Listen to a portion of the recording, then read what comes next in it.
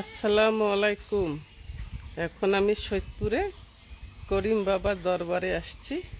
আল্লাহ রাসূলের কাছে লাখো লাখো কোটি কোটি শুকরিয়া আদায় করছি। ঠিক আছে, এই যে করিম বাবার গেট, এই গেট দিয়ে ভিতরে প্রবেশ করে। আল্লাহর কাছে কোটি কোটি লাখো লাখো কোটি কোটি শুকরিয়া। আমি এর আগেও আসছিলাম, আল্লাহ রাসূল আমার নিয়ত পূরণ করছে। আমিন সুম্মা আমিন। আল্লাহর কাছে আবারও ডবল ডবল শুকরিয়া আদায় করতেছি।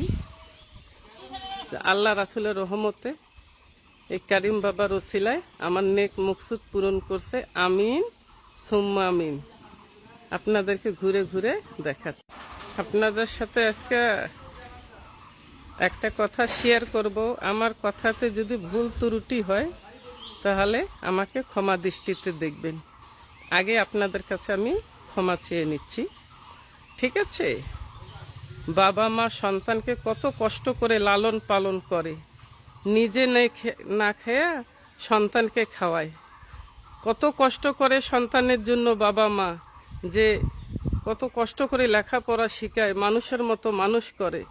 আর সেই সন্তান যখন বড় হয়, বিয়ে শাদী করে, তখন সেই মাকে সেই বাবাকে বৃদ্ধ আশ্রমে পাঠায়। এটা কি ঠিক? একবারও চিন্তা করলো না যে আমার মা আমার বাবা আমার জন্য কত কষ্ট করছে, সারাটা জীবন কষ্ট করে জীবনের সাথে যুদ্ধ করে আমাকে মানুষের মতো মানুষ করলো। সে সন্তান যদি বাবা মাকে যদি কষ্ট দিয়ে বৃদ্ধ আশ্রমে পাঠায়, শয়তানের চক্করে পড়ে, এটা কি উচিত? আল্লাহ সকল সন্তানকে হেদায়েত দান করুক। সবাই যেন নিজের নিজের বাবা মাকে ভালোবাসুক, স্নেহ করুক। পৃথিবীতে সারা জাহানের দোয়া একদিকে আর বাবা মার দোয়া একদিকে। বাবা মার দোয়াতে সন্তান পৃথিবীতে কোথাও ঠেকে না। সেই বাবা মার মনে সন্তান কষ্ট দেয়। আল্লাহ, তুমি সন্তানদেরকে হেদায়েত দান করিও। কোনো দিন যেন কোনো সন্তান বাবা মার মনে যেন কষ্ট না দেয়, বাবা মার মনে যেন কষ্ট না দেয়, বাবা মার মনে যেন কষ্ট না দেয়। ঠিক আছে? আরেকটা কথা বলি, এটাও বললে ভুল ত্রুটি হলে ক্ষমা দৃষ্টিতে দেখবেন। এই যে রমজান মাসে মানুষ ইফতারি খায়, নানান রকম ইফতারি খেয়ে সেই ইফতারির ভিডিও মোবাইলে, ফেসবুকে, টিকটকে ছাড়ে। অনেক গরিব দুঃখী মা আছে, সন্তানকে নিয়ে বসে একটু ইফতারি মুড়ি দিয়ে পানি দিয়ে খায়।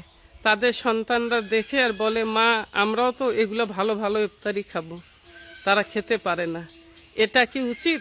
আপনারা বড় লোক, আপনাদের টাকা আছে, ভালো কথা, খাচ্ছেন, তো ভিডিও ছাড়বেন কেন? ছাড়ার কোনো দরকার আছে? নিজেরা খাচ্ছেন আর গরিব দুঃখীকে দেখাচ্ছেন যে আমরা ভালো ভালো খাচ্ছি, গরিবরা খেতে পারতেছে না। গরিবের আফসোস নিয়েন না, ঠিক আছে?